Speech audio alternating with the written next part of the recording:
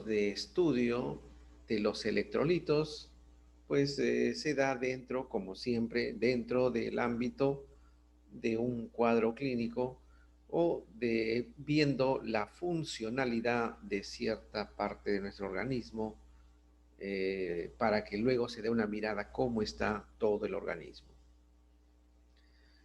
¿Sí? Entonces, dentro de eso se da el estudio de los metabolitos. Ahora, eh, los metabolitos que van a estar presentes, o todos los electrolitos, llamados electrolitos, que van a estar presentes, va a ser en unas cantidades ya de rangos aproximados, ¿sí?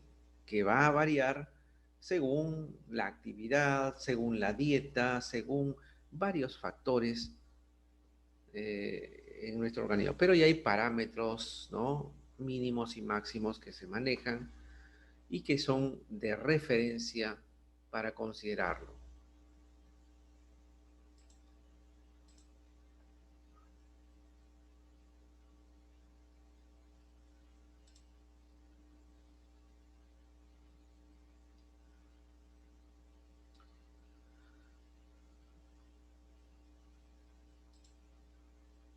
Muy bien, a ver, vamos a ver.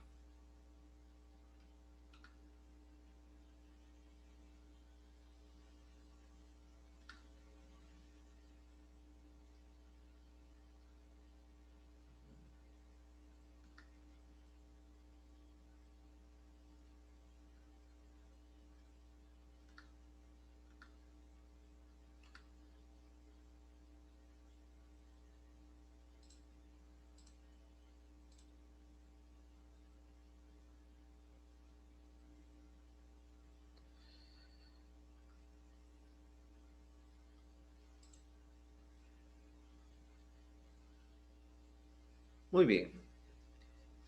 Miren, hay en total son solamente algunos de los metabolitos. En la totalidad no lo vamos a hacer el estudio uno por uno, pero sí de los que eh, están en gran mayoría. Por ejemplo, como les decía, el sodio, el cloro, el potasio, el magnesio, el calcio y el fósforo, ¿no? Que está en manera de fosfatos.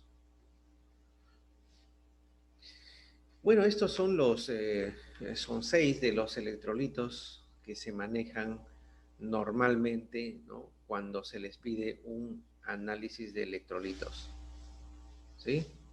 Que van de la mano con los gases arteriales como CO2, oxígeno, en fin, si hubiera otro tipo de gases como eh, amoníaco o amonio, en fin, ¿no?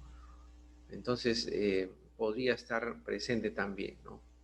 Gases arteriales mayormente se refiere a CO2, ¿no? Y oxígeno. Dentro de la sangre. Estos, los parámetros que pueden darse es a nivel sérico, ¿no? En sangre. Bien, la concentración iónica, ¿no? Eh, del, tanto del plasma sanguíneo, o sea, a nivel celular, ¿no? De, a nivel intracelular como extracelular, puede dar diferentes concentraciones, ¿no? Pero viendo, también comparando algunos, eh, algo similar, se podría decir, está, por ejemplo, en el agua de mar, ¿no? Por ejemplo, miren el agua de mar, cómo se parece el agua de mar al plasma sanguíneo y al líquido intersticial, o sea, la parte externa. Se parece muchísimo, hay una gran similitud, ¿no? Una gran similitud. ¿Por qué? Porque si bien es cierto en el agua de mar hay mucho más cloro, pero las cantidades, ¿no? O los iones que están en mayor cantidad precisamente también son el sodio y el cloro, ¿no? El sodio y el cloro. El cloro en mucho mayor cantidad, pero el agua de mar tiene una gran cantidad de magnesio y calcio, ¿no? Una gran cantidad de magnesio y calcio. Y también tiene potasio, sulfatos, ¿no? Fosfatos, que tiene el agua de mar. Pero también tiene, por otro lado, bicarbonato. ¿Mm? Y bueno, en el líquido intersticial es algo parecido, ¿no? También tiene bicarbonato, por ejemplo, ¿no? O el líquido del plasmático del suero sanguíneo también tiene bicarbonato, sodio, cloro, también fosfatos, sulfatos. Tienen los mismos elementos quizás, pero en proporciones diferentes. ¿Mm? Entonces, eh, hay otros líquidos que podríamos comparar y esos son los líquidos que van a tener que exponer, como los líquidos corporales, que son similares, no al líquido intersticial, ¿no? Que va a variar de cierta manera.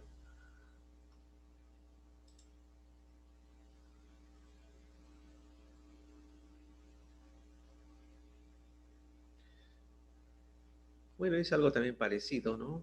Acá está la leyenda, ¿no? Entre el líquido plasmático, intersticial e intracelular, ¿no? Eso lo hemos visto, creo, un poco también. Eh, en diferentes iones, ¿no? Son cantidades solamente para reafirmar que están presentes siempre los mismos casi, ¿no? Iones en gran mayoría. Los otros están en una minoría muy mínima que pues no se considera, ¿no? Como parte de este grueso, ¿no? De iones. Pero sí el sodio, ¿no? Por ejemplo, el cloro, el potasio, el calcio, el magnesio, el bicarbonato, ¿no? O los fosfatos, por ejemplo, también, ¿no? Sulfatos, que están más a nivel intracelular que extracelular, ¿no? Son algunos que están. Y también las proteínas o proteinatos que tienen residuos de aminoácidos ionizados, ¿no?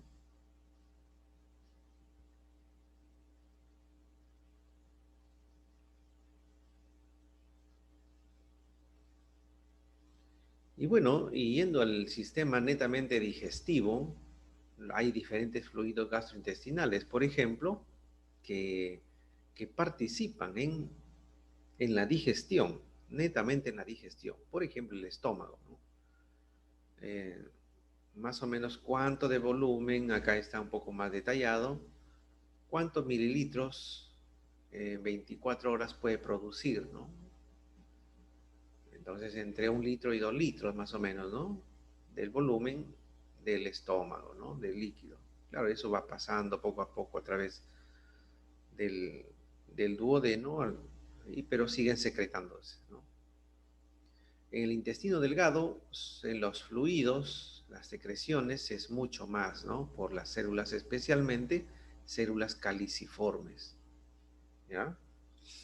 Es mucho más, porque claro, el intestino es mucho más largo, más grande, y hay muchísimas más células que a nivel estomacal, ¿no?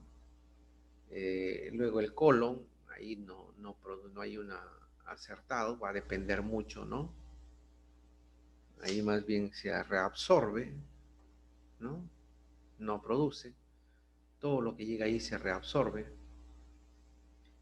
Páncreas, por ejemplo, aproximadamente promedio entre 600 y 800 mililitros por cada 24 horas produce secreción, ¿no? Igual la bilis entre 300 y 800, dependiendo de la funcionalidad que le demos, ¿no? Y bien, y acá hay 4 de los principales electrolitos, ¿no? De los más abundantes, ¿no? El sodio, el potasio, el cloro y el bicarbonato. Y ahí están, bueno, y hay una diferencia, ¿no?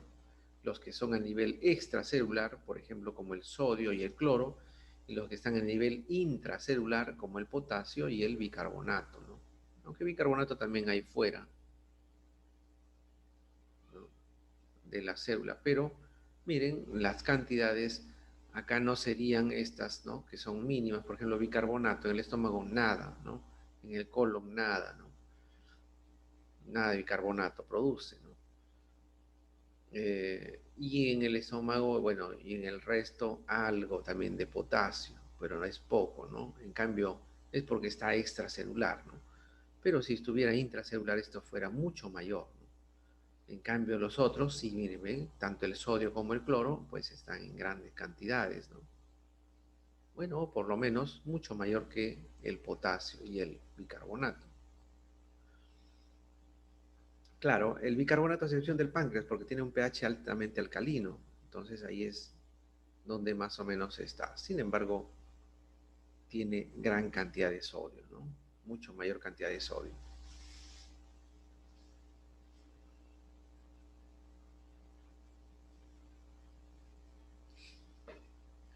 Bueno, y hay algunos términos, ¿no? Que ustedes deben conocer ya, ¿no? Esto ya es para entender lo que más o menos vamos a explicar o vamos a decir, vamos a hablar de estos términos. Por eso es que, y estos términos se ven en química, ¿no? Y uno a veces asume que ya esto ustedes lo tienen claro, ¿no? Entonces, ¿qué es un soluto? Yo les hablaba de eso, ¿no? Soluto que está dentro de un solvente, ¿no? ¿Qué es un soluto? ¿Qué son electrolitos? ¿Qué es osmolalidad? Osmola, osmolaridad, ¿no? Uno de esos molalidad y otro es molaridad. Y, y otro, bueno, la osmolalidad efectiva, ¿no? Referente a la osmolalidad, ¿no? Entonces ya saben que al decir osmol es una es un mol, ¿no? Pero dentro del proceso de ósmosis. Aquí hablamos no solamente de molaridad ni de molalidad, sino de osmolaridad, por el proceso de ósmosis que se encuentra. O sea, dentro de estos sistemas biológicos se habla de ósmosis, ¿no? En solutos y solventes. Y acá los solventes, bueno, mayormente se denomina electrolitos. Entonces, eso más o menos para ver los conceptos que ustedes tengan la idea que cambian, ¿no? Por eso es que se habla de estos términos, ¿sí? Entonces, vayan a sus conceptos para que puedan nuevamente recordar, ¿no? Osmolalidad y osmolaridad.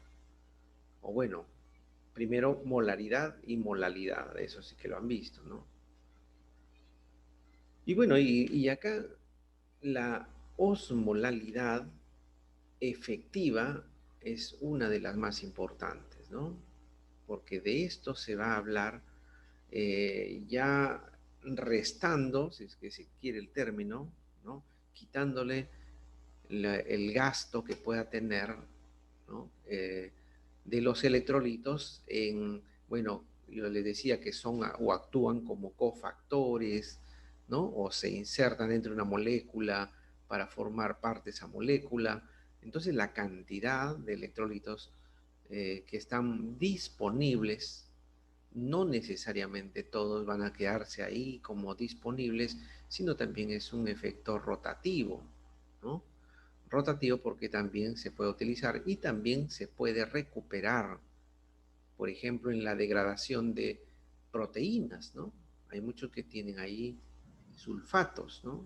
Enlaces disulfuro y se van los sulfatos y aportan también ahí como sulfatos, ¿sí? De tal manera que,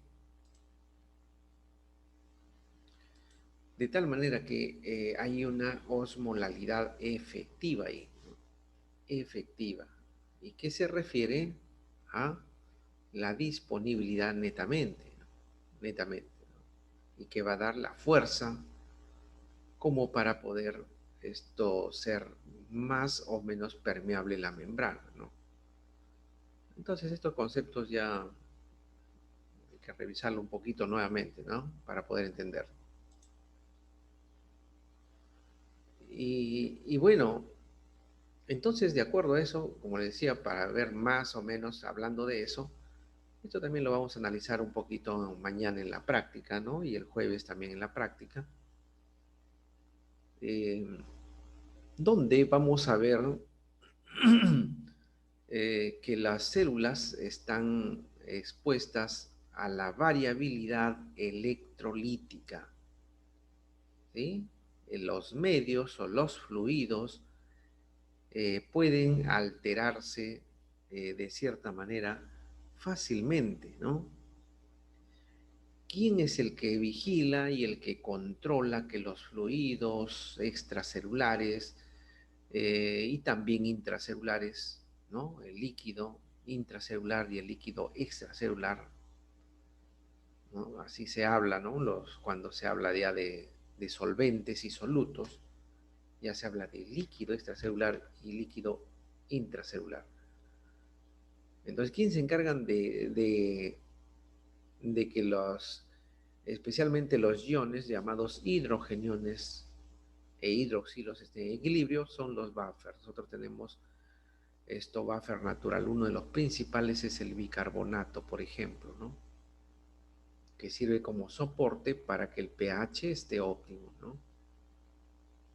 Y no pueda colapsar. Pero el que vigila, ese es el que vigila solamente el grado de acidez o basicidad, ¿no? O alcalinidad. Sin embargo, hay otros que equilibran también, ¿no? La cantidad de agua que les decía, y eso lo mencionaba ayer, ¿no?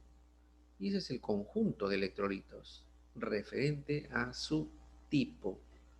El, el bicarbonato y otros buffers como sulfatos o fosfatos que nos dan el equilibrio, ¿no?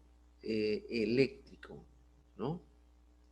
De cargas para que pueda y disponibilidad libre de pH o de hidrogeniones, por ejemplo el potencial de hidrogeniones pH, ¿no? O el pOH, el potencial de hidroxilos, ¿no? Entonces ellos vigilan eso para que no haya un desequilibrio.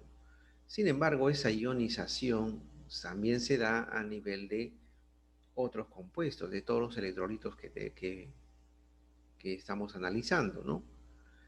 Y el equilibrio, pues esto va a ser regulado, ¿no? Por la cantidad, por el agua, ¿no? En ese caso, para que no colapse. Entonces la cantidad de agua tiene que ver mucho acá. Tenemos que tener una cierta cantidad de agua. Por eso en procesos de deshidratación o superhidratación, ¿no? Van a desequilibrarse también los electrolitos, ¿no? En uno y otro lado de las células. Así es que se le puede someter, ¿no? O los líquidos podrían estar, ¿no? Dentro de un proceso de concentración excesiva o déficit de concentración. Cuando esté en equilibrio, está en un medio isotónico, ¿no? Las células.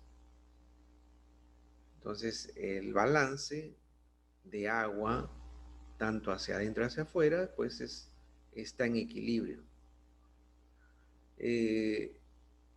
Pero en un medio hipertónico es cuando fuera de las células está mayor concentrado los electrolitos respecto adentro. Ojo, que yo no digo que esté en mayor abundancia, porque no necesariamente tiene que ser mayor abundancia, ¿no? Sino la concentración. O sea, y la concentración no se habla de solamente cantidades, sino de otro parámetro, cantidades por mililitro, por cada mililitro. No en total, sino por cada mililitro. Entonces, por cada mililitro, si yo tengo una cierta cantidad de electrolitos, al agregarle voy a tener más electrolitos por ese cada mililitro. Entonces, cuando está concentrado, está más concentrado, ¿no?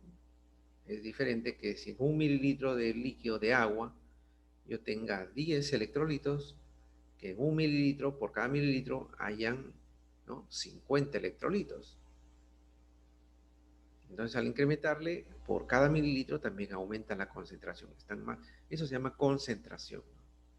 Entonces, para disminuir esa concentración por cada mililitro, ¿qué se hace? Se hace que, bueno, se puede ganar agua, ¿no? Es lo más factible y lo natural que hace, ¿no? En un proceso llamado ósmosis. Entonces pasa el agua desde dentro de la célula hacia afuera. Entonces hacia afuera llega más agua, se diluye más, entonces por cada mililitro también disminuye la concentración, va bajando, ¿no? ¿Sí? Es como, por ejemplo, ustedes tienen una taza, muy bien, de desayuno, le agregan 2 cucharadas de azúcar, muy bien, y la taza lo llenan una cuarta parte nomás de agua, lo diluyen, agua azucarada. Ahí por cada mililitro habrá gran cantidad de azúcar, ¿no? Por cada mililitro, ¿no? Está más concentrado las moléculas del azúcar, ¿no? De los carbohidratos. Muy bien, pero y luego, si es que le agregan, ya no está en cuarta taza, le agregan más agua hasta la mitad de taza, ¿no? Nuevamente, entonces ahí está más diluido. Entonces por cada mililitro ya no habrá menos azúcar. Y si lo llenan la taza, está más diluido. O sea, quiere decir que por cada mililitro hay menos cantidad de carbohidratos. Entonces, eso se llama concentración. Mientras más agua se agregue, menos concentrados están los solutos. Eso es lo que pretende, ¿no? Equilibrar. Entonces, acá como fuera, hay más solutos, entonces tiene que disolverse para que esté en una concentración adecuada, en la que debe ser. ¿De dónde sale? De las células. Sale agua para resolver. Y por el contrario, ¿no? Entonces, si es que acá es casi lo inverso, ¿no?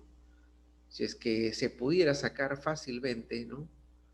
El agua nada más de la taza, que está una taza llena con 2 cucharadas de azúcar que se ha disuelto, si se pudiera sacar solamente, por ejemplo, media taza, solamente agua nada más, sin azúcar, de esa solución, entonces sacaría, quedaría concentrado, como si al comienzo le habíamos puesto 2 cucharadas de azúcar con media taza de agua nada más, quedaría más concentrado. Entonces, mientras más se saque agua, más concentrado queda.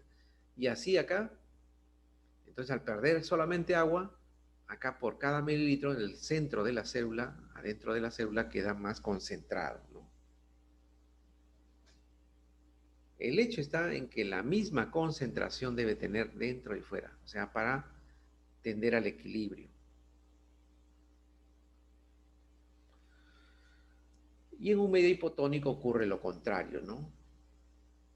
Cuando afuera tiene menos concentración y adentro hay más concentración de electrolitos, entonces el agua tiende a ingresar para que afuera quede menos concentrado y a la vez adentro se diluya más y haya un equilibrio en cuanto a concentración.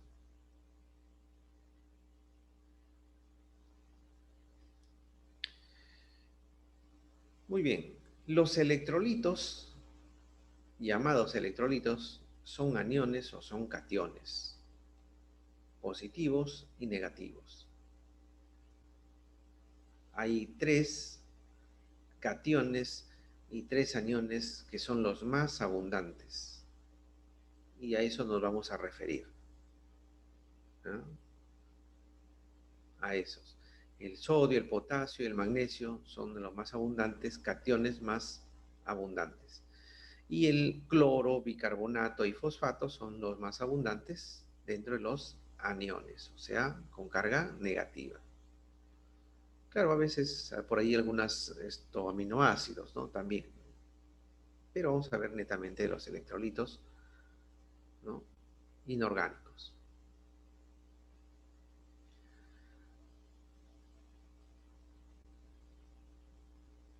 Bueno, hay algunos trastornos que se dan, que se llaman trastornos hidroelectrolíticos, porque se pierde agua, o se pierde electrolitos, o se pierde ambos. ¿Sí? Entonces, esos trastornos respecto, según el volumen que pierden de agua, ¿no? Según el volumen de agua, pues son por déficit o por exceso. Entonces, si hay déficit, hay una depresión del volumen extracelular y se produce en el proceso de deshidratación, ¿no? Eso ya se sabe, ¿no? Lógicamente. Pero cuando hay por exceso, ¿no? De agua también hay intoxicación hídrica. Y están, por ejemplo, los estados edematosos. Cuando se producen muchos, se comienza a producir edemas y si es que eso hay en exceso de agua, pues se va a edematizar todo el organismo y es peligroso, ¿no? Muy bien, pero también por la pérdida o déficit de concentración de sodio, ¿no? Cuando hay déficit, se dice que es hiponatremia. Cuando es exceso, hipernatremia. Y eso se refiere, hemia, el término hemia, a sangre, ¿no? Todo se analiza en sangre, ¿no? Entonces, tenemos mucho sodio en la sangre, ¿no? En nuestro organismo. Entonces hay un exceso, hipernatremia. O nos falta sodio, hiponatremia. Igual, de forma similar, es para los otros iones, ¿no? Por ejemplo, entonces habrá para potasio hipopotasemia o hiperpotasemia. Para calcio, hipocalcemia e hipercalcemia, ¿no? Para magnesio, hipomagnesemia o hipermagnesemia. Hipofosfatemia, hiperfosfatemia. Hipocloremia, hipocloremia, hipercloremia, en fin, ¿no?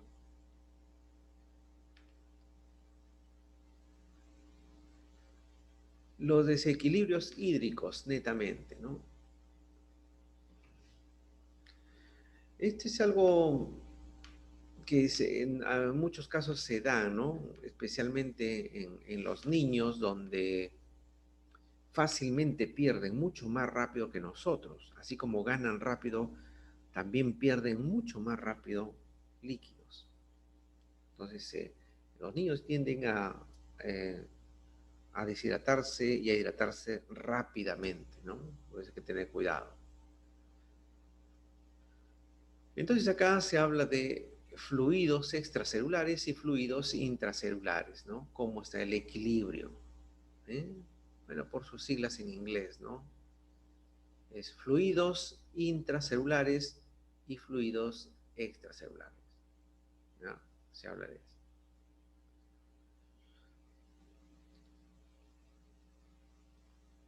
Bueno, entonces acá el equilibrio que tiene que estar, ¿no? Hídrico normal, está en equilibrio 2, pero cuando baja el volumen intracelular, ¿no? Y se agranda, es cuando hay un exceso del volumen, ¿no? Del líquido o del fluido, ¿no? Extracelular. Entonces podría darse esto. Hay un exceso. Entonces este se da en procesos, por ejemplo, de edemas, ¿no? Lo que decía, ¿no? Bueno, ahí está. Líquido extracelular podría ser. O el líquido, en todo caso, la célula se agranda, hay un líquido, el líquido o el fluido intracelular, pues, ¿no? Podría darse. Entonces, ambos podrían dar por exceso o por déficit, ¿no? Y esto ya lo vamos a ver en la práctica, ¿no? Cuando es, por ejemplo, cuando se ven los procesos de eh, soluciones hipotónicas, hipertónicas, ¿no?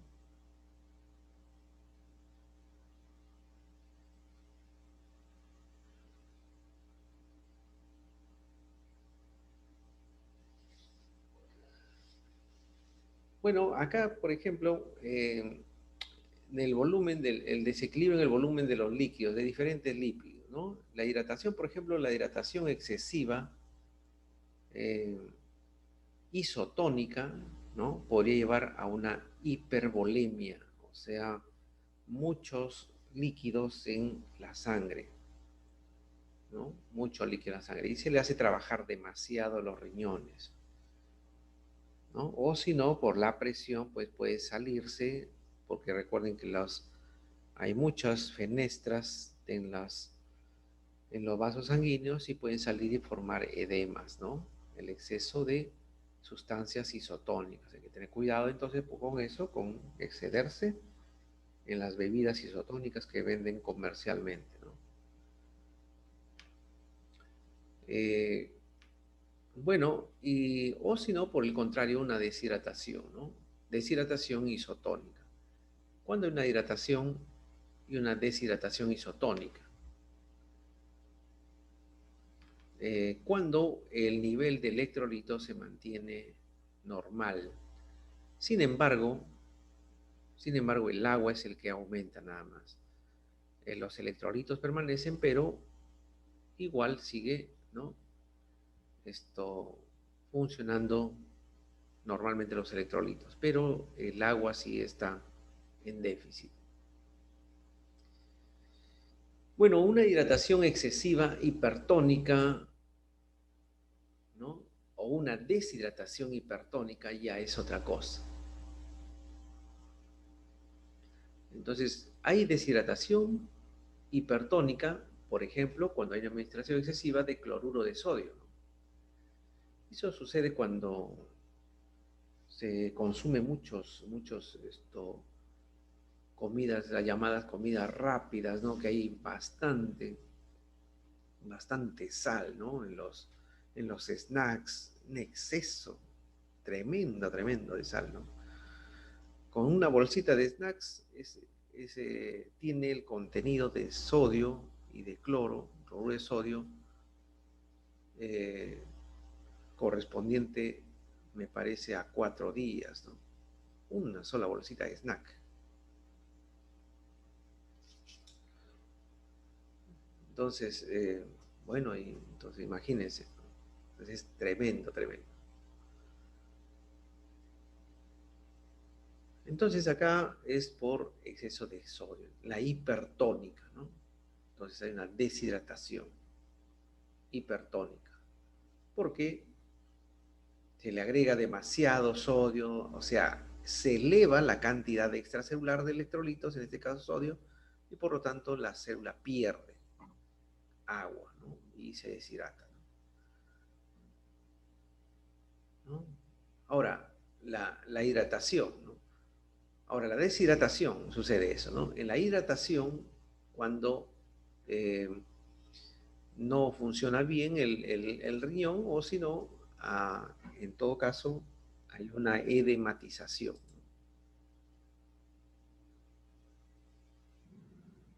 Algo parecido con la deshidratación e hidratación excesiva hipotónica. Una es hipertónica y la otra hipotónica. En el caso de hipotónica, cuando hay excesiva agua pero sin sal, ¿no? Entonces una hidratación, mucha agua pero con poca cantidad de sales. Hay un déficit de sales, ¿no? De cloruro de sodio especialmente. Muy bien, y en la deshidratación hipotónica es cuando se pierde tanto agua como electrolitos. Generalmente en las deshidrataciones se pierden, ¿no? En hipotónica se pierden agua y electrolitos, al contrario de la hipertónica, ¿no? O sea, hay pérdida de agua, ¿no? La pérdida de agua también se pierden electrolitos, pero es mayor en hipertónica. Entonces, una deshidratación eh, hipertónica y una deshidratación hipotónica está en eso, ¿no? La diferencia clara. Se pierde tanto agua como electrolitos, pero es mayor la pérdida de agua, ¿no? La deshidratación hipertónica. En cambio, en la deshidratación hipotónica, la pérdida de agua y sodio, se pierde más sodio que agua, o sea, más electrolito que agua, al revés, ¿no? Entonces hay una hiponatremia, ¿no?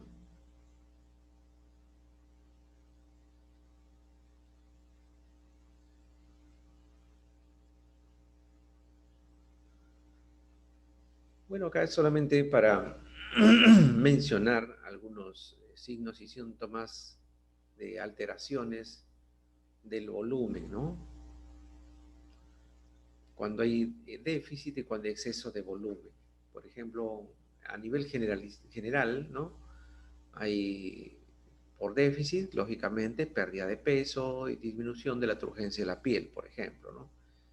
Y un exceso lo contrario, ¿no? Aumento de peso y edemas periféricos. Y ya sistemáticamente o sistémicamente a nivel cardíaco, por ejemplo, cuando hay un déficit del volumen, ¿no? Podría dar una taquicardia incluso, ¿no? O, o ortostasis, en fin, ¿no? Hipotensión, o sea, una descompensación, ¿no? Entonces, lo que ocurre lo contrario, cuando hay un exceso, entonces que también es malo, tiene que haber un equilibrio, ¿no? Pero cuando hay un exceso, igual, ¿no?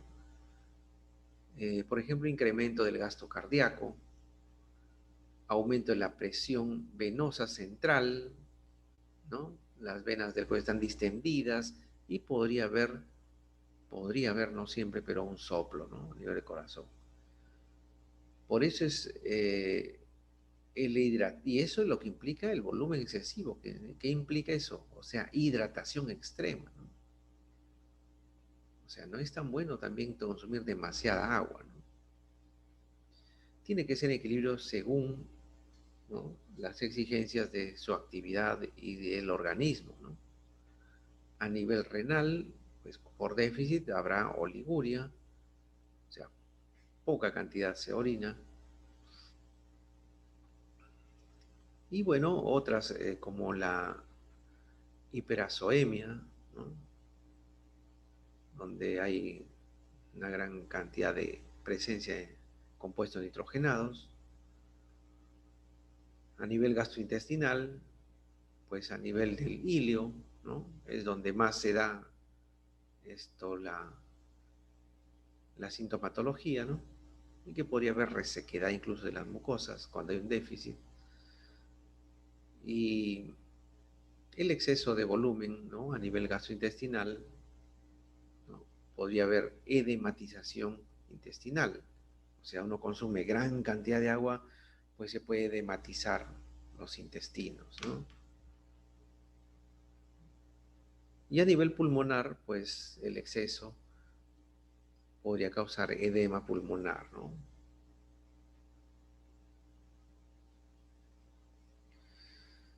Bueno, y hasta esto se preguntarán ustedes, ¿cuáles son los requerimientos mínimos? Esta es una tabla muy importante, pero hay que considerar que algunos otros libros, probablemente por ahí un poquitito podría variar, pero esto es más o menos lo que se requiere. Mínimo de electrolitos en personas sanas, según la edad, de los 0 a medio año, ¿no? Por cada peso aproximado también, es según el peso, según la edad, o sea, son varios parámetros, no se puede generalizar, ¿no? Tanto de sodio, cloruro y potasio, que son los tres mayores. Ahí está. Mayor de 18 años, aproximadamente 70 kilos. Bueno, dirán muchos, bueno, pero yo peso 50, ¿no? 55, ¿qué hago? Pues aproximadamente eso, ¿no? Está entre, por ejemplo, sodio alrededor aproximadamente de 500 miligramos, ¿no? Requerimiento por día.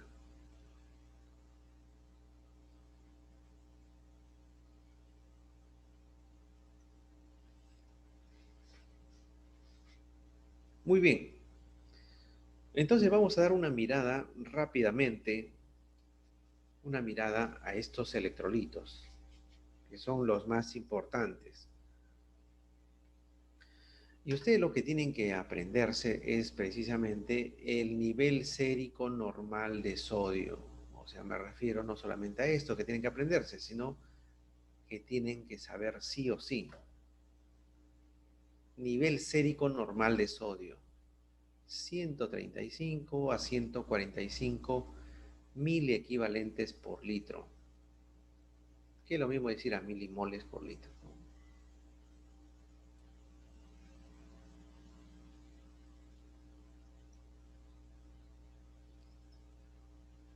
Muy bien, bueno, son las fuentes, ¿no?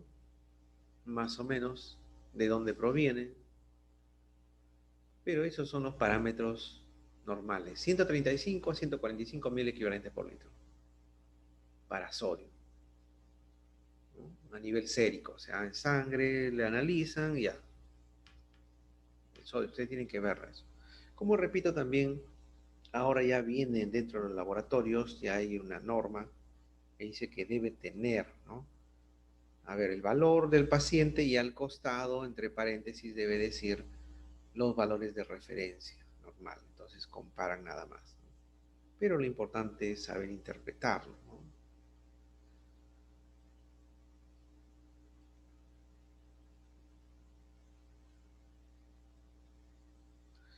Muy bien, miren acá está más o menos cómo se distribuye el sodio en el organismo, ¿no? Más o menos la mayoría del sodio, o por lo menos el 50% del sodio total, ¿no? Se encuentra en los huesos y dientes. Ahí está, miren el sodio, ¿no? El 45% se distribuye en los líquidos extracelulares. Saben que la mayoría de sodio está a nivel extracelular, ¿no? Pero, miren, no es en los huesos y en los dientes, ahí están, ¿no? Y el otro 5% restante se localiza en los líquidos intracelulares. Ahí está, el 100%. Ahora, de este 50%, ¿no? O de, o de todo, de todo en conjunto, se puede decir, no solamente el 50%, sino de todo en conjunto, del 100%, de todo el cuerpo ya hablando, ¿no? El 70% del sodio corporal total es intercambiable, o sea, la mayoría puede salir, no está fijo, ¿sí? Intercambiable, o sea, hay un recambio de sodio también.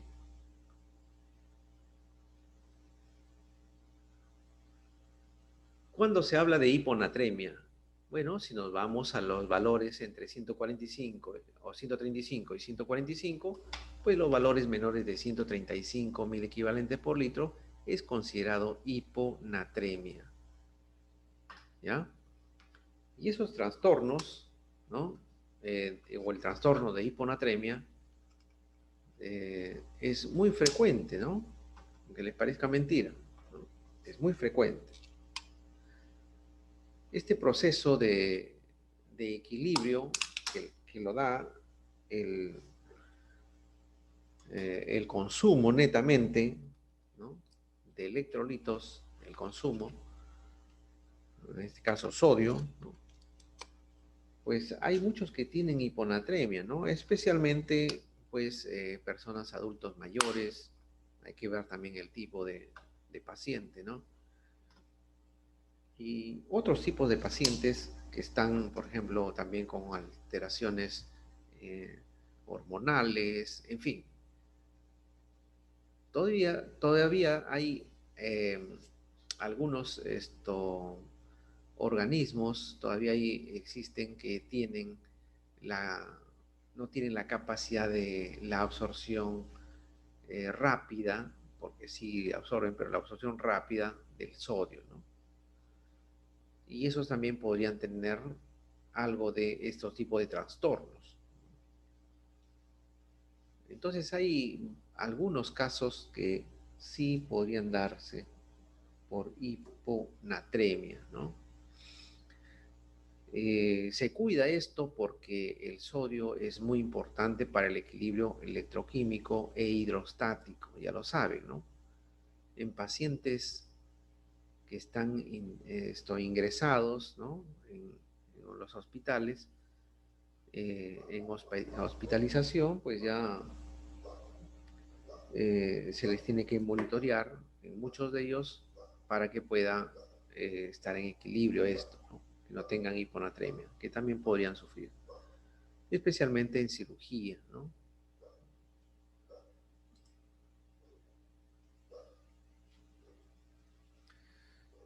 Muy bien, entonces la sintomatología eh,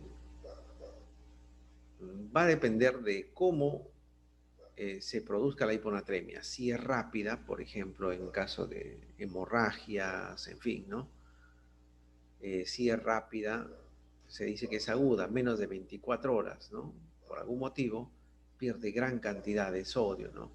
Por ejemplo, en los que practican deporte excesivo y no se recuperan el nivel de sodio adecuado, pues esto es aguda, ¿no? Rápida. Pero a veces es crónica, ¿no? Cuando hay una deshidratación permanente y constante y pérdida de electrolitos, como el caso, por ejemplo, y no se dan cuenta muchas veces, son en los niños, como decía, y en los adultos mayores. Probablemente ni cuenta se dan y están muchas veces, uno de los primeros síntomas es la cefalea, ¿no? Y cierto malestar o debilidad, ¿no?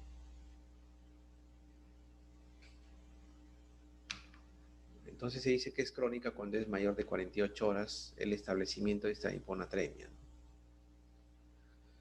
Bueno, y hablando de nivel, ya qué tan grave podría ser, ¿no? O qué tanto podría estar dándose la hiponatremia, podría clasificarse como leve, moderada y grave. Cuando es leve es de acuerdo a la cantidad que ha perdido, ¿no? De sodio. Leve, más o menos cuando se encuentra entre 125 y 135. Recuerden que 135 es el punto menor, ¿no? 135 a 145 es lo normal. Entonces, menor de 135 es hiponatremia. Pero si baja solamente hasta 125, están en esos rangos, entonces tiene una hiponatremia leve que fácil podría superarse. Ya es moderada cuando está menos de 125 hasta 115, ¿no? Pero ya cuando es menor de 115 mil equivalentes por litro, ¿no?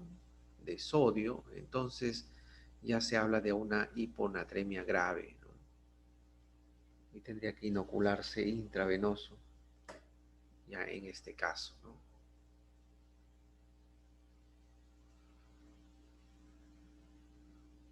Bueno, y hay hiponatremias de diferente tipo, ¿no? Hiponatremias cuando hay en estado hipotónico o hipertónico o isotónico. En ambos se puede perder, ¿no? Cuando los líquidos extracelulares o los fluidos extracelulares son hipotónicos, hipertónicos o isotónicos, podría haber una hiponatremia, ¿sí? Una hiponatremia.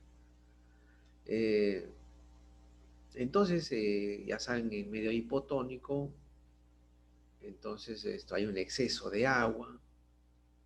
Entonces, por el exceso de agua, pues hay hiponatremia, ¿no? Solamente por el exceso de agua corporal, ¿no? En relación a eso. Entonces, es un medio hipotónico, ¿no? Entonces, se ha ganado demasiada agua. En el caso de isotónico, es también conocido como pseudo-hiponatremia, porque no es una hiponatremia en sí, ¿no? Pero sí hay una cierta cantidad de déficit de sodio, ¿no?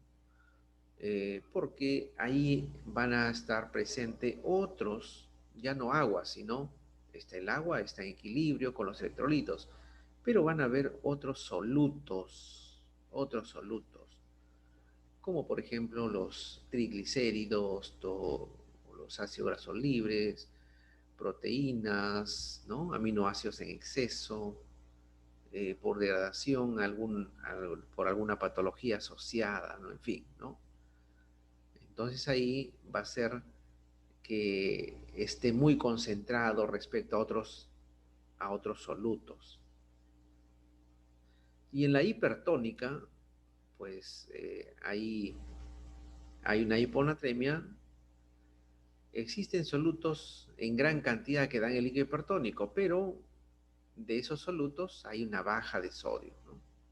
Entonces el medio sí está hipertónico, hay muchos solutos, hay elevada concentración de solutos, pero no es elevado el sodio, ¿no? El sodio está en déficit porque debe ser, en proporción a los otros, debe ser mucho mayor ya.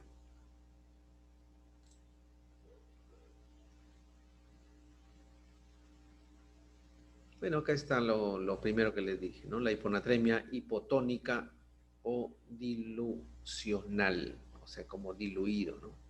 Cuando gana agua en exceso, nada más, ¿no?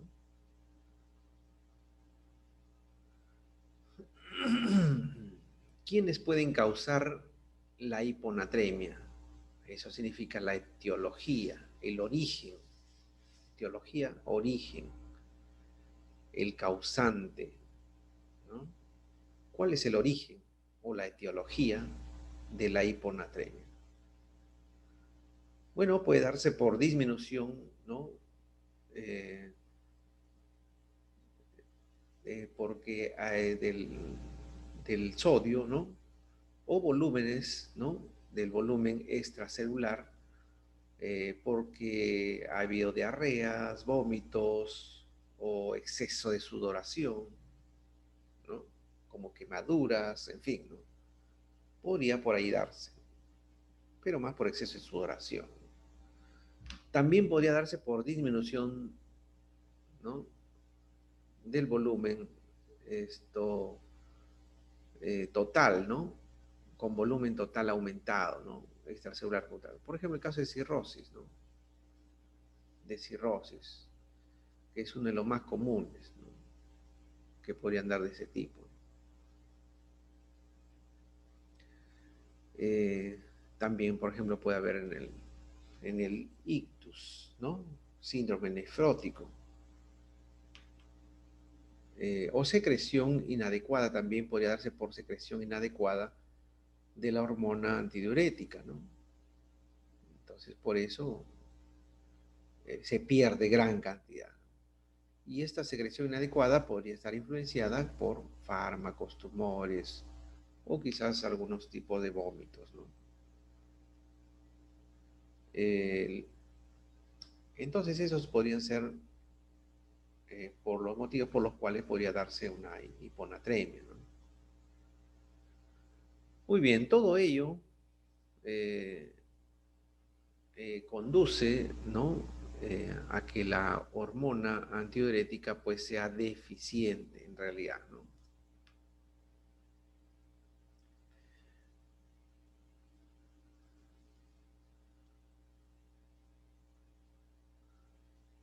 Las manifestaciones clínicas de la hiponatremia, ¿no? Ahí están. Ese es un poco ya clínicas, solamente para mencionarles. No estamos en un curso clínico, pero sin embargo, para que ustedes vean en general, ¿no? Y así es muy similar para varios de los electrolitos, no solamente sodio, ¿no? Signos, bueno, también así, para mencionarles.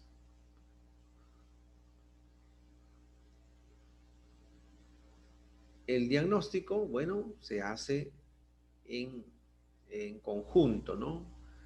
Los electrolitos no se toman por separado, ¿no? No dice, bueno, para saber déficit de sodio, solamente háganle de sodio. No, se hace electrolitos en general, ¿no? Incluido incluso urea, creatinina y glucosa, ¿sí? Entonces, esta déficit de sodio se hace tanto en sangre como en orina, ¿ya? En sangre como en orina. Estamos analizando un poquito más de sangre, pero también tiene que hacerse en orina para ver cómo está filtrando correctamente, ¿no? Y sacar el índice, ¿no? Respecto a la sangre, ¿no?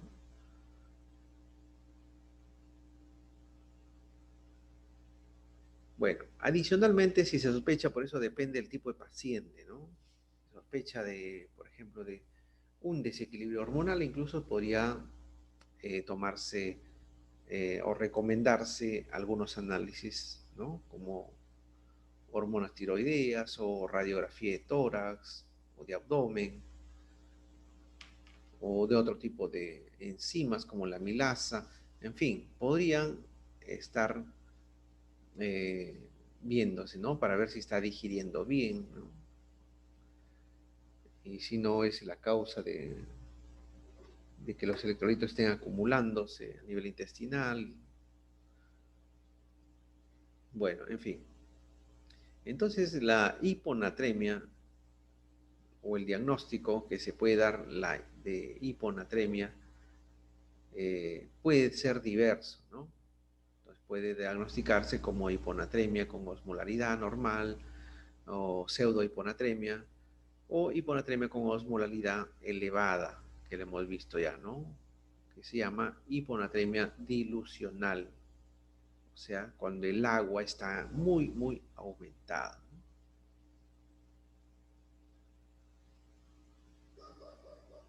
Bueno, acá hay un esquema, ¿no? De la hiponatremia con osmolalidad disminuida o la verdadera hiponatremia.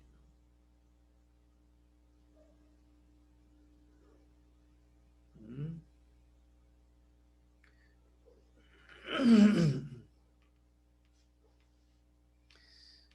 Miren, acá solamente para ver, si ustedes se dan cuenta, ¿no?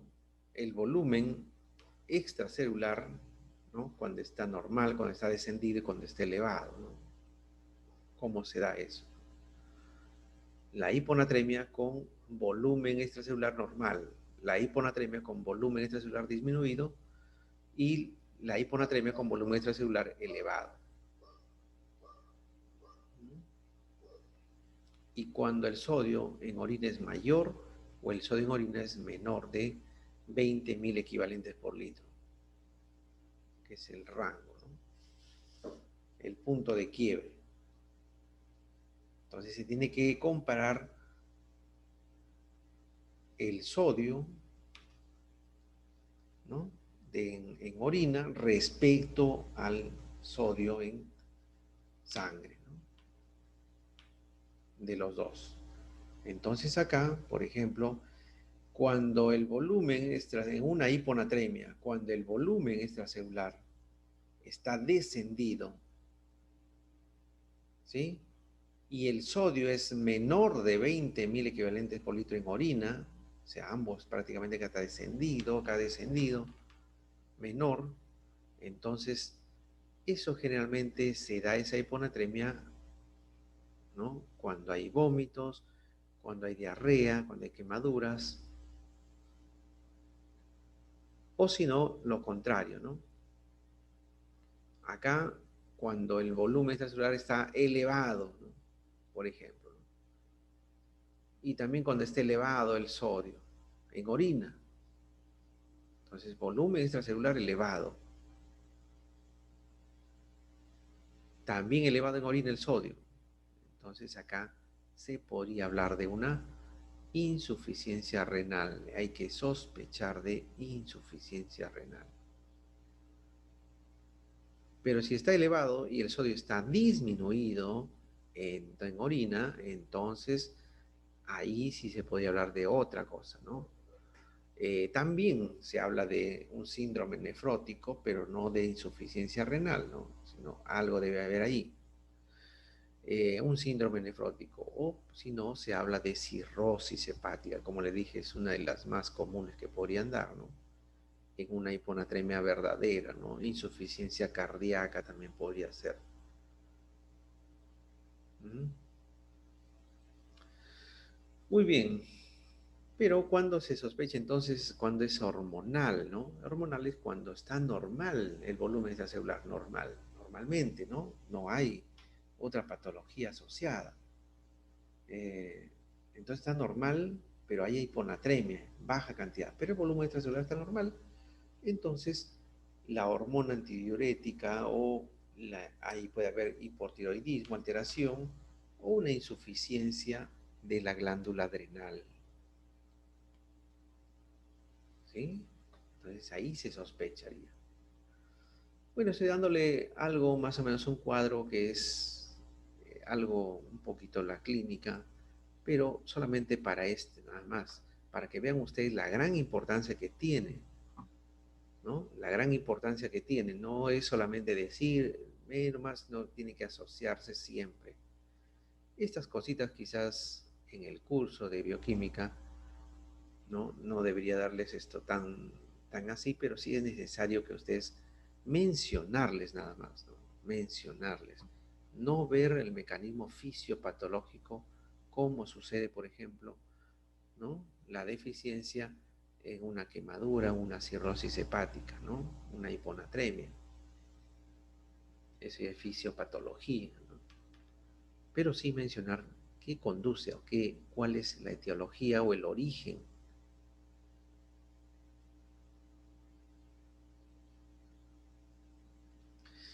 Entonces eso así puede ser para los demás electrolitos, ¿no? Entonces hablábamos solamente de hiponatremia, nada más, miren.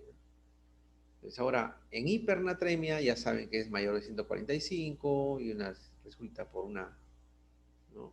Eh, un déficit de líquidos, ¿no? Ya sea hipertónicos o hipotónicos, bueno, déficit de hipotónicos o ganancia de hipertónicos. Entonces se da demasiada, ¿no? O si no, déficit de agua, ¿no? Poca agua, más concentrado se vuelve, ¿no? Entonces, ¿a qué se refiere? Cuando no se tiene sed, ¿no? Una hipodipsia, pues, si no consume agua, ¿no? Entonces, o se pierde bastante agua, ¿no? Hay muchos diuréticos, especialmente, ¿no? Cuando a veces dicen, no, voy a hacer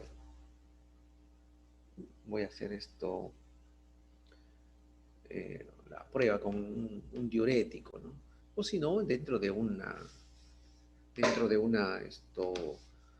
patología determinada, quizás leve, como una gripe común, podrían consumir algunos fármacos, en fin, que podrían desencadenar, ¿no? Diuresis y la pérdida quizás de mucha agua, pero de sodio no. Entonces podría que el sodio esté concentrado mayormente en una deshidratación, ¿no?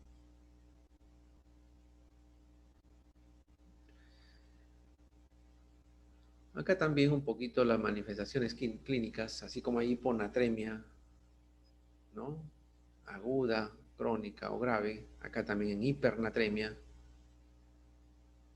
¿no? Es muy grave cuando es mayor de 160.000 equivalentes.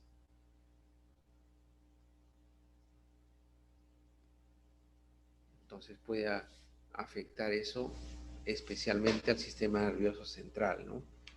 Y al sistema cardiovascular.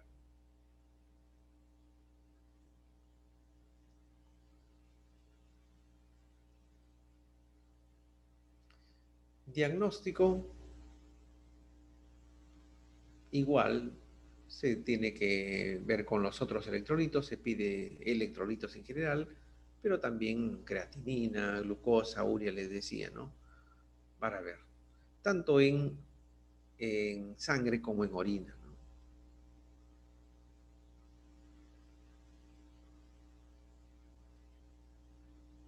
Algo parecido sucede para todos, ¿no? O sea, se sospecha de algo y tiene que pedirse adicionalmente todos completos, ¿no? Bueno, y cuando hay hipernatremia, cuando la volemia es baja, cuando la volemia es normal y cuando la volemia es elevada, ¿no? Entonces, acá la volemia en hipertensión, por ejemplo, ¿no? Que podría llevar. En cambio, la volemia baja a hay una hipernatremia, ¿no? Cuando, bueno, la pérdida de agua es superior a la del sodio. Entonces, queda más concentrado el sodio, ¿no? Eh,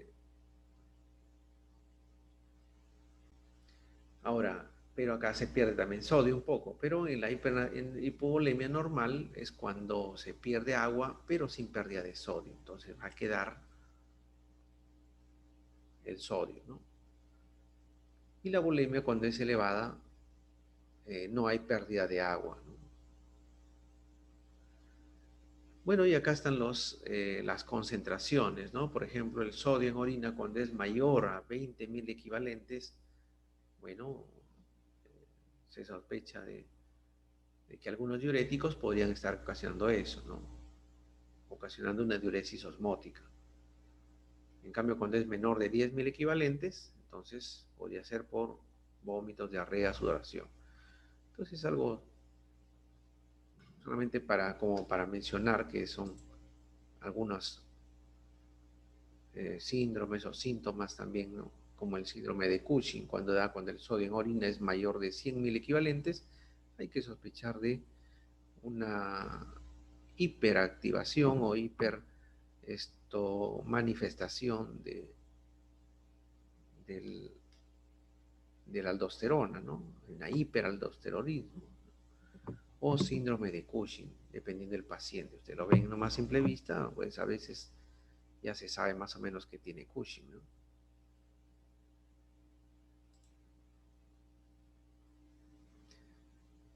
Bien, para el cloro es algo similar, ¿no? Acá los valores normales de cloro a nivel sérico es entre 95 a 108 mil equivalentes, es mucho menor, ¿no? En el caso de sodio era 135 a 145, ahora es 98 a 108, 95 a 108. Valores aproximados de cloro, ¿no? En sangre. Y también se habla de hipocloremia e hipercloremia, o sea, cuando el organismo tiene menos de estas cantidades, o sea, menos de 95 ya se sabe que es hipocloremia, y mayor de 108 mil equivalentes por litro ya se sabe que es hipercloremia. Entonces hay que regirnos de los parámetros, ¿no? Normales. Entonces acá están las causas probables, ¿no? Una serie de causas probables por qué se produce tanto hipocloremia como hipercloremia. Bueno, ahí está para su análisis, ¿no? En algún momento dado se lo van a desarrollar quizás la fisiopatología de todo esto, ¿no?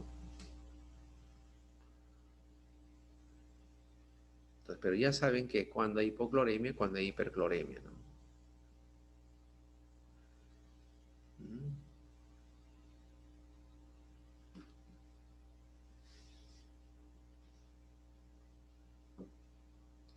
Acá igual, en hipocloremia y en hipercloremia, ¿no?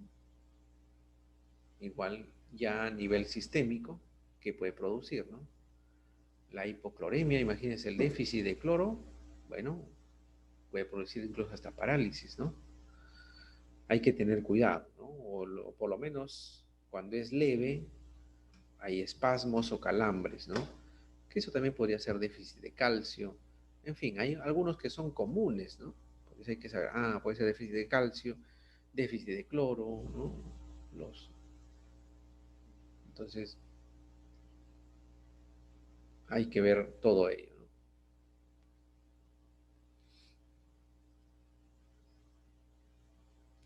En el caso del potasio, acá son eh, los entre 3.5 a 5.000 equivalentes por litro, lo normal, ¿no? Es muy poquito, ¿no? De potasio. ¿Por qué muy poquito? Porque estamos hablando a nivel extracelular. Esto ya se eleva si es que hablamos a nivel intracelular. Saben que extracelular debe haber poquísimo potasio y mucho más sodio. Y al revés, intracelularmente, ¿no? Entonces este es extracelular, ¿no? Entonces por eso queda claro, ¿no? El potasio es el electrolito principal del medio intracelular, ¿ya? Entonces el principal medio. Pero sus valores séricos, o sea, está hablando a nivel ya extracelular, el suero, oscilan entre 3,5 y 5 mil equivalentes por litro. Funciones del potasio, bueno, hay muchos, ¿no? Eh, por ejemplo, bueno, en el equilibrio para la exocitosis, ¿no? De muchos compuestos, bueno, dependen, ¿no? De que el sodio pues ya no ingrese mucho, ¿no? Y haya una baja de sodio ligeramente, muy leve nada más, y se activan los canales de potasio que pueden ingresar para la exocitosis. Eso es en muchos. Es solamente uno de los cuantos. Potasio también es un cofactor de suma importancia. En fin, eh, activa los mecanismos electroquímicos a nivel de músculo, tanto cardíaco como liso, en fin.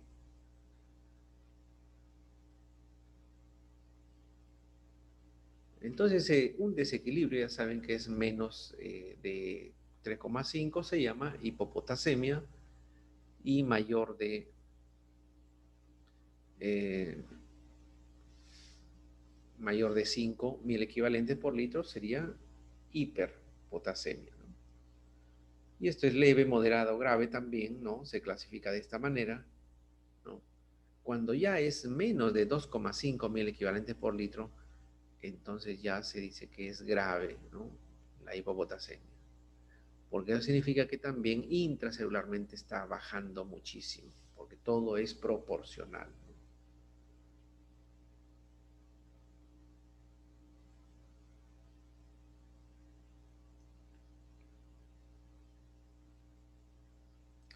Bueno, acá hay el origen, por qué se produce, ¿no? Son diferentes, de diferentes orígenes, ¿no?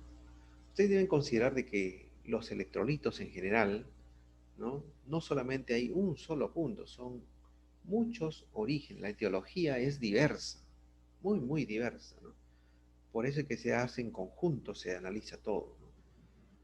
Todo se analiza en conjunto, no por separado. Muy bien. Y muchos de los fármacos, por eso, podrían disminuir o incrementar uno o más electrolitos.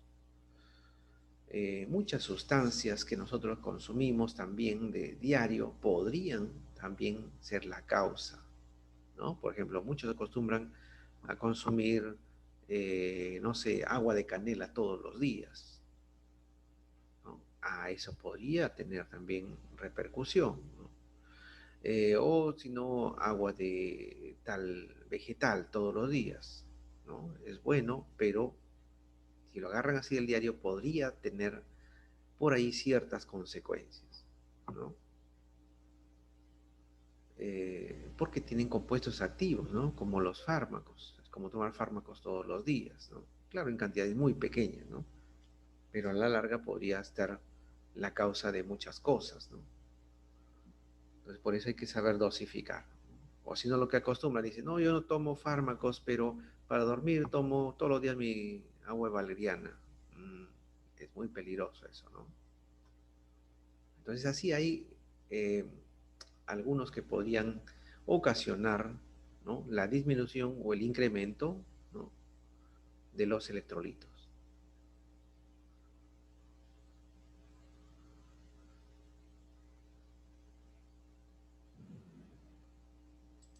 Bueno, manifestaciones hay a diferentes niveles. Ya saben ustedes que podría haber a diferentes niveles, ¿no? A nivel neuromuscular, a nivel nervioso central, a nivel renal, gastrointestinal y también durante el metabolismo, ¿no? Intracelularmente, ¿no? Especialmente de los carbohidratos, ¿no? eh, por el potasio, ¿no? Porque saben que está en incremento, en gran cantidad el potasio, ¿no? Signo de síntomas de la hipopotasemia, o sea, poca cantidad de potasio, ¿no? Estamos hablando de hipopotasemia, nada más, ¿no? Insuficiencia respiratoria, bueno, hay muchísimos signos y síntomas, ¿no? Hasta calambres también, ¿no? Dolores musculares, eh, o debilidad muscular incluso. Bueno, entonces son diferentes, ¿no? Diagnóstico, bueno, dentro de las pruebas complementarias, miren, acá está muy marcado lo que les decía, ¿no? La anamnesis, la exploración física y las pruebas complementarias. Ahí está, ¿no? Y dentro de las pruebas complementarias bioquímicas puede ser lo que estamos viendo, ¿no? En sangre y en orina, ¿no? Electrolitos, glucosa, urea, creatinina, proteínas totales, en fin. Y otros complementarios, incluyendo incluso electrocardiogramas, ¿no? Porque el potasio podría producir alteraciones, ¿no? En el sistema nervioso central especialmente, y eso repercutir, ¿no? A nivel cardíaco. No solamente cardíaco, sino también a nivel de la conciencia, ¿no? Por eso hay muchos que dicen que son como maníaco-depresivos o algo así. Bueno, dicen, te falta potasio, ¿no? Consume bastante potasio y bueno, te equilibra, ¿no? Todo. Bueno, desde antes decían eso, ¿no? Lo que son medios así hiperactivos o están, ¿no? Que le llaman medios, eh, medio rayados, medio locos, como dicen, ¿no? Pues a veces dicen, ah, es por falta de potasio, ¿no? Bueno, y de cierta manera tenían razón, ¿no?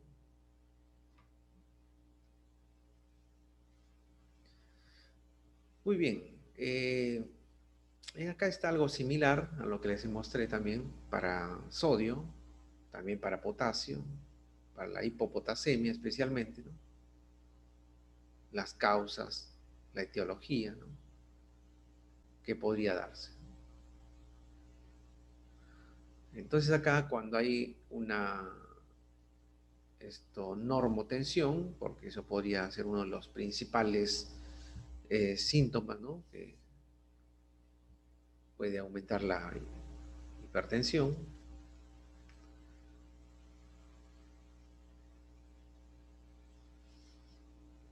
Muy bien, entonces esta hipopotasemia, la llamada verdadera, ¿no? Que es la que, bueno, es la que más eh, podría darse, ¿no? Entonces, bueno, podría darse por presión elevada generalmente, ¿no? Presión arterial elevada. Entonces acá, bueno, se hace un análisis completo, ¿no? De ese paciente respecto a su hipotensión o a su hipertensión, ¿no? Junto con los análisis de electrolitos, ¿no? Que hemos visto. Muy bien, pero cuando hay una normotensión, pues ahí es una cuestión más, eh, digamos, de desequilibrio por pérdida o ganancia, ¿no? En el otro no, porque ahí no hay pérdida de ganancia, sino hay incremento, disminución de otros electrolitos que en proporción, pues, podrían estar disminuido el potasio. En cambio acá no. Y ahí se habla más bien del desequilibrio y el equilibrio ácido-base que le dan las reacciones bioquímicas, ¿no? Está en base a eso más bien, ¿no? Entonces se habla de acidez metabólica o de alcalosis metabólica, en fin, ¿no? Ojo que esto que está acá no es único para potasio, ¿no? El algoritmo no es único para el potasio, ¿no? También podría darse para otros compuestos, para el magnesio, por ejemplo, ¿no?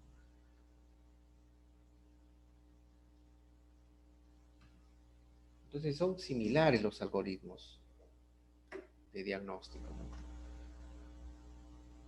Bueno, y en el caso de hiperpotasemia, que es mayor a 5,5 mil equivalentes por litro, también podría ser leve o grave. Ya cuando es grave, que es mayor de 7 mil equivalentes por litro, ahí requeriría tratamiento, ¿no?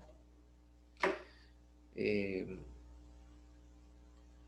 bueno, y podría darse por incremento de consumo, o sea, un excesivo cantidad de potasio en alimentos que pueden darse, ¿no? O suplementos vitamínicos, quizás, en fin, ¿no? Eh, o transfusiones sanguíneas que se haya hecho, por eso hay que cuidar, ¿no? Las personas que se hacen transfusiones, se cuida la cantidad de electrolitos, no solamente de potasio, sino de todos los electrolitos en transfusiones sanguíneas. Muy bien, o sino también en, en neoplasias, en fin, ¿no? O sino en casos de hemólisis eh, o traumatismos, en fin. Entonces podrían aumentar la hipopotasemia, ¿no? La hiperpotasemia. Muy bien, entonces el incremento también podría ser por acidosis, no solamente por consumo, ¿no? Por acidosis, aumento rápido donde ocurre un aumento rápido de la osmolalidad extracelular, ¿no? Puede ser una hiperglucemia, ¿no? En fin, ¿no? Que podría dar acidosis, ¿no? Entonces, acidosis conlleva a la hiperpotasemia. Miren, deterioro de la excreción, ¿no? O sea, los diuréticos que ahorran, entre comillas, ¿no? El potasio. O también podría ser por insuficiencia renal que no está, ¿no? Esto saliendo en la orina, no está filtrando correctamente el potasio y ni otros electrolitos y está acumulándose en la sangre. Y hay un incremento de potasio y otros electrolitos, ¿no? Hiperpotasemia. Ustedes se están dando cuenta que hay muchos, muchos factores, ¿no? Es múltiples. Por eso es esto, el análisis de electrolitos, hay que, como dicen, hay que sentarse tranquilamente a estudiarlo, ¿no? Muy bien, manifestaciones clínicas diversas y muy similares. Si ustedes hacen una tabla grande y se van a dar cuenta que pues casi muchas de ellas coinciden en todos, ¿no? Pero otras sí son ya algo propio, ¿no?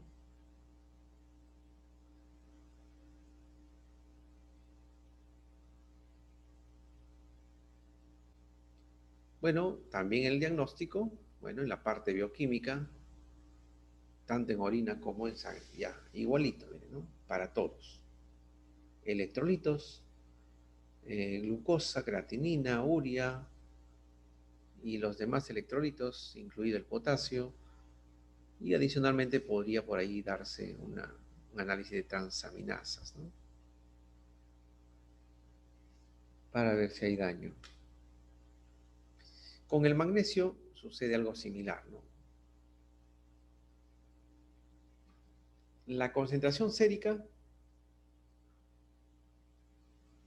está eh, es de entre 1,6 a 2,6 miligramos por decilitro, o lo que equivale a 1,3, bueno, estamos viendo en mil equivalentes, ¿no? Entonces, 1,3 a 2,1 mil equivalentes por litro, ¿ya? Eso lo vamos a validar. Muy bien, el magnesio es de mucha importancia, ¿no? Después del sodio, potasio y cloro, es el más importante, es el cuarto más importante de nuestro organismo. De importancia, ¿no? Estamos hablando. Hipomagnesemia, déficit. Hipermagnesemia, incremento, ¿no? ¿Ven? Miren, ahí están los valores. Y siempre nos vamos a referir al más grave, ¿no? Enfocarnos ahí, menos de 1 miligramo por decilitro, ya es grave.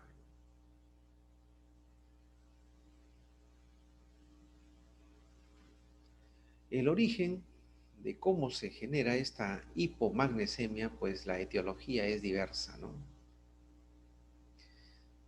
Acá, por ejemplo, se habla mucho, ¿no?, de pérdida de magnesio y también de ingesta adecuada o mala absorción, ¿sí?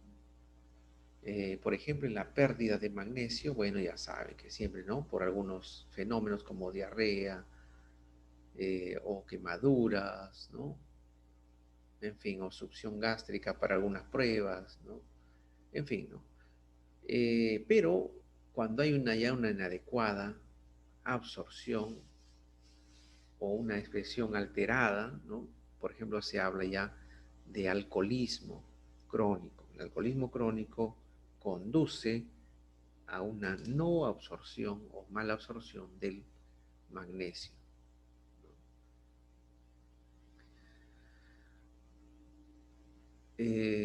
Bueno, también la malnutrición, ¿no?, sin presencia de alimentos con magnesio, o si no, la cetoacidosis diabética también podría ocasionar, ¿no?, disminución de magnesio.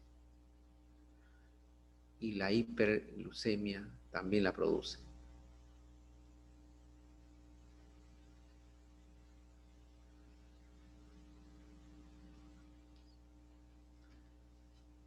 Nuevamente, para recordarles que si estamos viendo acá algunas manifestaciones clínicas, es solamente con la finalidad de que ustedes sepan qué puede dar u ocasionar, ¿no?, el déficit o exceso de algún tipo de electrolito. Nada más, esa es la finalidad. ¿Ok?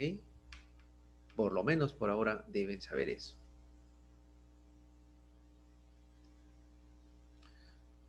Muy bien, bueno, esto ya lo conocen ustedes, ¿no? En donde para conocer siempre tiene que recomendar, ¿no?, las pruebas bioquímicas de todos los electrolitos, o por lo menos de los principales electrolitos, junto con algunos otros compuestos como la creatinina, urea, glucosa, en fin, ¿no?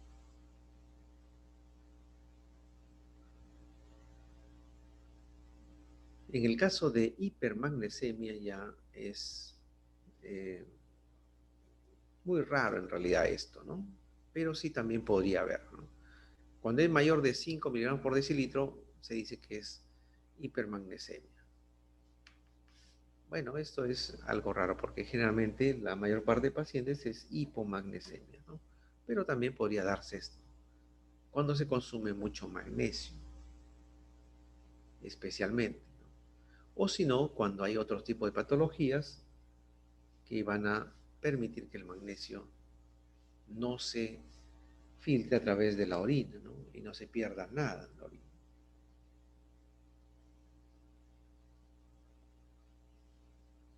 Por ejemplo,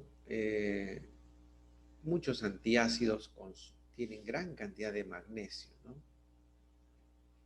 O sino también algunos suplementos, ¿no?, de magnesio, o laxantes también tienen bastante magnesio. Entonces, si consume eso, por eso no es bueno consumir muchos laxantes, ni mucho menos mucho antiácido, ¿no?, que tienen gran cantidad de magnesio, ¿no?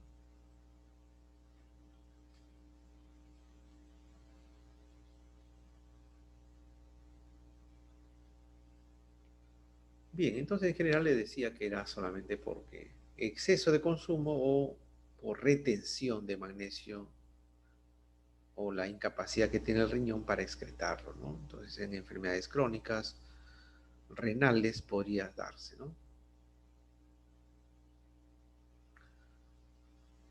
Manifestaciones clínicas, bueno, también son diversas, ¿no?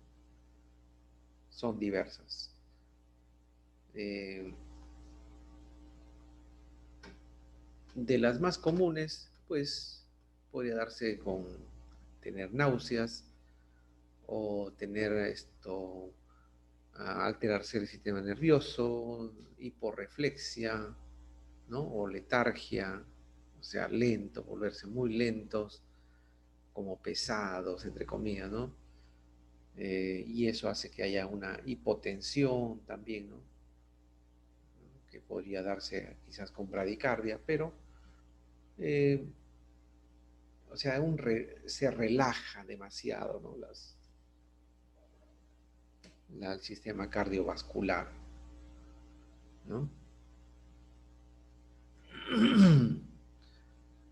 Muy bien, entonces podría haber una depresión respiratoria, ¿no? Y probablemente apnea, porque todo como se relaja y se paraliza un poco, se hace más lento, en otras palabras, el organismo, ¿no? Entonces podría haber incluso apnea, ¿no? Insuficiencia ventilatoria, bueno, todo lo que implica eso, ¿no? La bioquímica, tanto en sangre como en orina, igual, ¿no? Que para los demás. En el caso del calcio, de forma similar, ¿no? Entonces ustedes verán que todo es muy similar, bueno, el enfoque que estamos dándole, dando solamente la importancia, ¿no? Porque en el equilibrio o en la funcionalidad, todo ello tiene esto, o está ligado a la funcionalidad, ¿no? La cantidad de un electrolito, como por ejemplo el calcio u los otros electrolitos, la cantidad necesaria para que pueda funcionar muchos organismos, pues esto va a determinar que eh, funcione bien o colapse, ¿no? Funcione bien o que tenga algo de déficit de funcionalidad. Por ejemplo, a ver, ya que estamos viendo el calcio, si es que hay un déficit, una hipocalcemia, pues los que van a sufrir primeritos son los músculos y los huesos especialmente, ¿no? Entonces, hipocalcemia no es sinónimo de osteoporosis, ojo, ¿sí? Ya osteoporosis es otra cosa, es la enfermedad ya, ¿no? Que causa la hipocalcemia crónica, o sea, a lo largo del tiempo. Pero puede haber una hipocalcemia aguda, ¿no?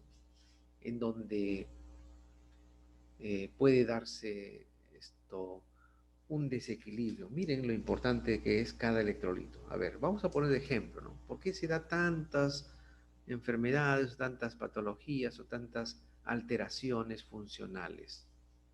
Porque, como repito, no vamos a ver la fisiopatología, pero para que tengan una idea, miren, ya que estamos en el calcio y así es en los otros, ¿no? Por ejemplo, el calcio le decía, no, es importante para la contracción muscular. Tiene que haber gran cantidad de calcio, si no se queda pegado. Para la distensión, no se queda pegado ahí. Tiene que haber calcio que ingrese y el calcio permite que se distienda nuevamente el músculo, ¿no? Entonces, eso hace lo importante. Si no, sufrimos de calambres. Imagínense ustedes en el corazón, ¿no? Que tiene que latir y latir. Entonces, tiene que haber suficiente calcio, ¿no? Ese es uno de los más importantes. Otro ya lo saben, que es la composición y la fortaleza de los huesos que debe tener, ¿no? ¿Sí? Entonces ahí. Otro, por ejemplo, es el elemento vital, elemental e imprescindible para que pueda darse la exocitosis. Nosotros, nuestras células, tenemos especialmente todas las células de las glándulas, ¿no? Que están en muchos y otros tipos de células hacen exocitosis continuamente y a cada momento, en este momento, están haciendo exocitosis y secretando muchas sustancias, insulina, glucagón, o si no las células del intestino, ¿no? Las caliciformes, las del páncreas, la de todas las glándulas, ¿no? Todas nuestras glándulas en general son secretoras, por lo tanto necesitan el calcio. Entonces un déficit, aunque les parezca muy poco la cantidad que baja, pero eso permite que se establezca, ¿no? Una alteración, una normalidad. ¿Mm? Entonces, miren, ese solamente les está dando el ejemplo. Y así para cada uno, para el sodio, para el calcio, para el potasio, para el cloro, ¿dónde intervienen? Entonces, necesitan poquísimo, pero esa cantidad. Esa es por una parte. Y por otra parte, para el equilibrio en global, cuando están disponibles, para equilibrio, ¿no? Osmótico, para equilibrio osmótico y para que haya una correcta presión hidrostática. El flujo de agua por ósmosis depende de los electrolitos. Entonces, una pérdida excesiva, sobre todo, es grave, ¿no? Aunque la ganancia también conlleva a una sobremanifestación o exposición que va a permitir otro tipo de patologías, ¿no? O anomalías. Bueno, entonces le decía en este caso, por ejemplo, por ingesta o absorción inadecuada del calcio podría darse, ¿no? Y de él dependen muchas cosas, como por la vitamina D o el magnesio, por ejemplo, también otros son dependientes de otros. A nivel muscular, a nivel nervioso, sistema nervioso central o cardiovascular, podría también tener sus consecuencias, ¿no? El calcio. Bueno, esto ya ustedes lo pueden ver y está lo que le estoy diciendo, ¿no? ¿Sí? Entonces van a depender, por ejemplo, el calcio de la hormona paratiroidea, ¿no? La PTH que se llama, ¿no? La hormona paratiroidea es dependiente. Cuando esté elevada, cuando está descendida, bueno, de acuerdo a eso puede haber hipocalcemia, hipercalcemia, en fin, ¿no? Bueno, entonces podría estar asociado también a patologías, ¿no? Hormonales, ¿no? Igual la hipercalcemia, ¿no? La hipercalcemia es una patología muy, actualmente está muy, como muy de moda, se podría decir, ¿no? O por lo menos los casos están dándose, ¿no? De bastante, ¿no? Es el los casos de esclerosis múltiples, en fin, ¿no? Está dándose muchísimo. ¿En dónde participa el calcio, no? Bueno, pero también la hipercalcemia podría darse, ¿no?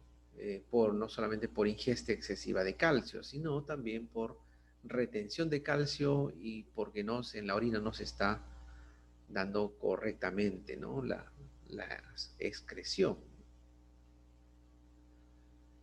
Entonces, pero la hormona paratiroidea tiene mucho, mucho que ver en la hipercalcemia, ¿no? La hipercalcemia, ¿no? El hiperparatiroidismo genera la hipercalcemia. Sin embargo, hay otros, como por ejemplo algunos tipos de cáncer también estimulan para que haya hipercalcemia.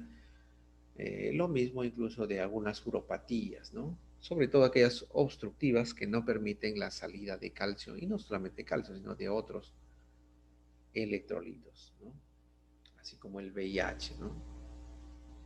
Y hay otros en realidad, solamente ponemos algunos, por ejemplo, en tuberculosis, ¿no? En fin, ¿no? En casos de Alzheimer, bueno, es bien, bien manifiesto, ¿no?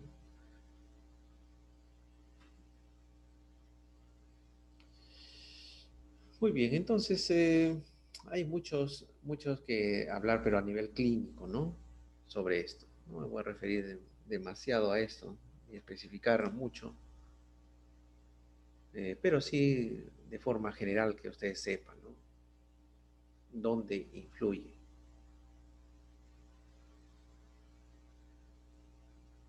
El diagnóstico, similar a los demás. En este caso sí tendría que ser otro adicional como paratormona, por ejemplo, ¿no?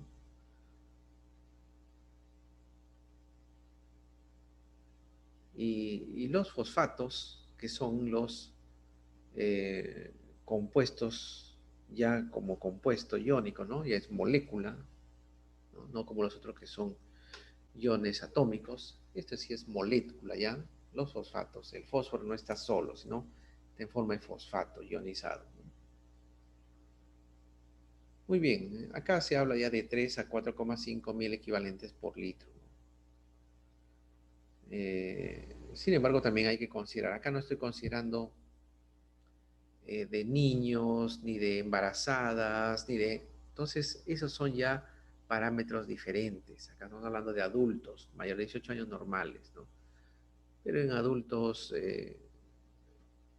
con condiciones especiales también podría darse, ¿no? Diferente concentración. En niños igual, ¿no? O en adultos mayores de 70 años, por ejemplo, también. Hay que considerar todas esas cosas, ¿no? Muy bien, entonces también podría darse por disminución o incremento, ¿no? Los fosfatos, hipopotasemia o hipofosfatemia e hiperfosfatemia, ¿no?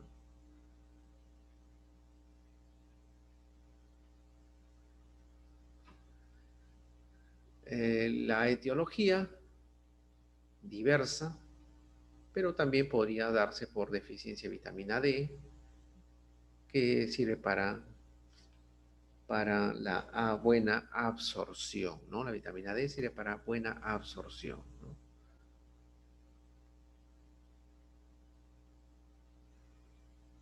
Estado prolongado sin ingestión oral, ¿no? Entonces eso, o sea, si es que no hay una ingesta oral en la dieta normalmente, ¿no? De fosfatos, pues va a haber una deficiencia. Manifestaciones clínicas igual, ¿no? A nivel sistémico, eh, casi en todos los iones está presente, pues, como casi ¿no? Algo fijo, casi como algo fijo, pues influencia sobre la funcionalidad cardíaca, la funcionalidad del mal del sistema nervioso central, ¿sí? Que podría llegar incluso hasta convulsiones en muchos casos.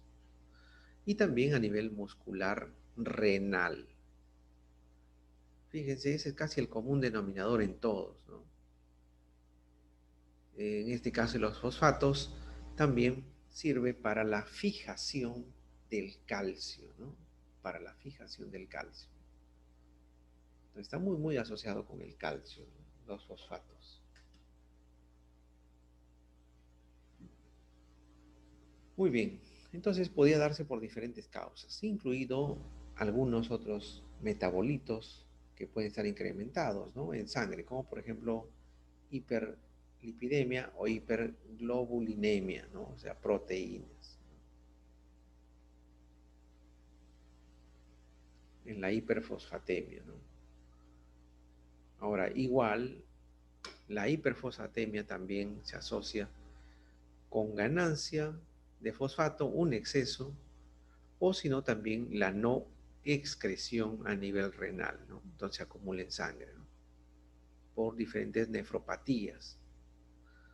Pero acá hay otros, ¿no? Que pueden influir, como el hipoparatiroidismo. El hipoparatiroidismo,